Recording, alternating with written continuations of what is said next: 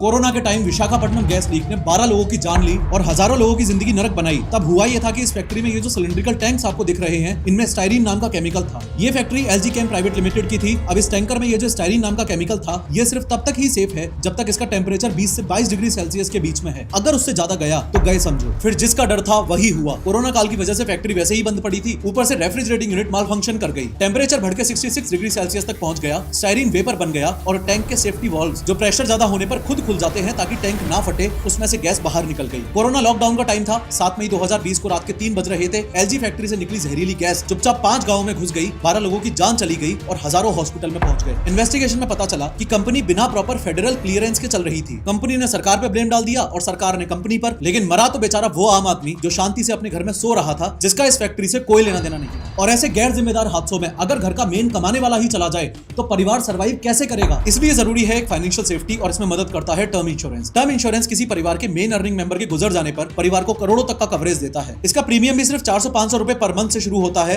और जितनी कम उम्र में लोगे उतना ही कम प्रीमियम देना पड़ेगा। सरकार ने इंश्योरेंस पर से जीएसटी भी हटा दिया है, यानी सेम प्रीमियम में अब आपको ज्यादा बड़ा कवर मिल सकता है। लिंक मैंने बायो में दिया है, जहां आप सारे ट्रस्टेड इंश्योरेंस पार्टनर्स को कंपेयर करके 15% तक के डिस्काउंट पर बेस्ट टर्म प्लान चुन सकते हो। अभी लिंक पर क्लिक करके अपनी फैमिली का भविष्य सुरक्षित करो।